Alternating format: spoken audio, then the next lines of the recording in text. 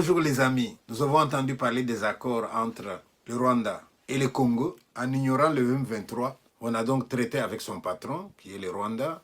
Ce que je voudrais dire par rapport à cet accord, nos frères sont allés rejoindre un projet qui ne leur appartenait pas. Ils sont allés juste s'additionner à quelque chose de beaucoup plus grave, de plus pervers, un complot ourdi contre notre pays. J'ai entendu dire qu'à Doha, le M23 avait une carte. Sur cette carte, ils montrent une partie du Congo sur laquelle ils aimeraient régner, entre guillemets, pendant 8 ans. Mes chers amis, de qui vous vous moquez? Vous n'avez pas de conseillers, des gens intelligents? Parce que cette carte que vous montrez, elle n'est pas différente de ce que nous avions vu aussitôt que l'FPR est entré au Rwanda. Ils ont brandi une carte à la RTBF. Qu'est-ce que la carte disait? La carte disait, nous voulons Berlin 2. C'est-à-dire, nous voulons revenir sur les frontières. À un moment, ils se sont rendus compte que non, ce n'était pas possible. On nous a présenté une deuxième carte, même si ce n'était pas une carte dessinée, mais intelligemment, il y a eu une deuxième carte. La deuxième carte disait que pour pacifier le Rwanda, eh bien, le Rwanda voulait entrer au Congo, 300 km au Congo, pour chasser les ennemis du Rwanda et pacifier. Donc, leur armée, leur police aurait le droit de travailler chez nous sur 300 km. Mes chers amis, vous vous rendez compte? Comment est-ce qu'on arrive à occuper un pays si ce n'est pas en commençant avec cela?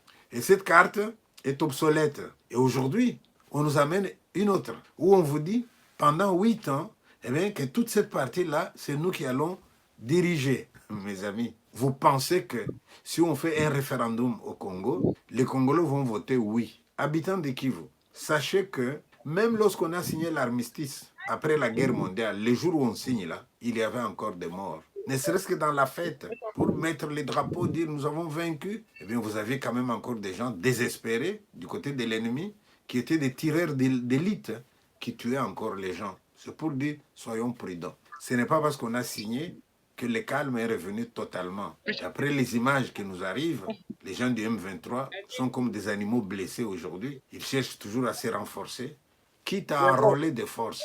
Mais lorsque vous arrivez quelque part, vous attrapez les jeunes, vous les accusez d'être des ennemis et vous les amenez chez vous pour les entraîner. Mais ne nous dites pas que vous exprimez là la volonté du peuple. C'est votre propre volonté. J'ai vu des images où, parmi les chefs rebelles, il y en a qui sont là à fêter leur anniversaire.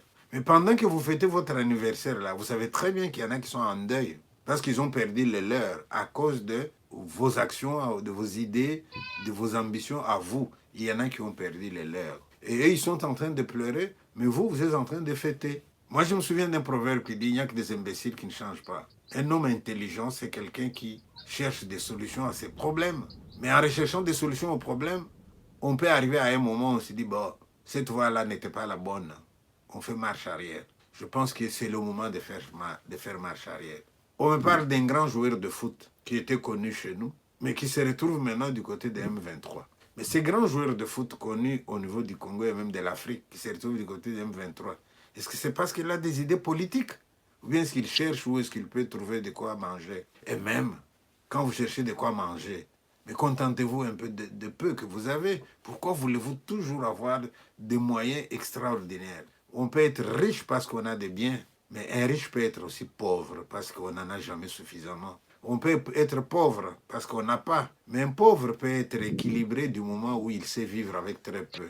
Mes chers amis, le sang a assez coulé. Il est temps qu'on arrête. Alors, monsieur de M23, monsieur de l'AFC, arrêtez de recruter de force les jeunes. Arrêtez de terroriser la population. La vie sur Terre, elle est éphémère. Nous, on a des deuils tous les jours. Vous n'avez jamais de deuil, vous? Et quand vous allez au deuil, vous voyez quelqu'un qui part, qui va de l'autre côté. Nous lui faisons un discours pour lui dire repose en paix.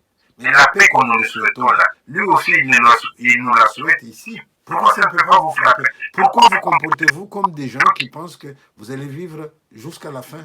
Et vous allez vivre éternellement. Tout celui qui sait qu'on ne va pas vivre éternellement doit vivre sur Terre de manière à préparer un peu l'autre vie aussi. Et l'autre vie, vous allez la préparer avec la joie que vous avez sémée autour de vous. Vous n'allez pas la préparer avec les larmes que vous faites couler, avec le sang que vous faites couler.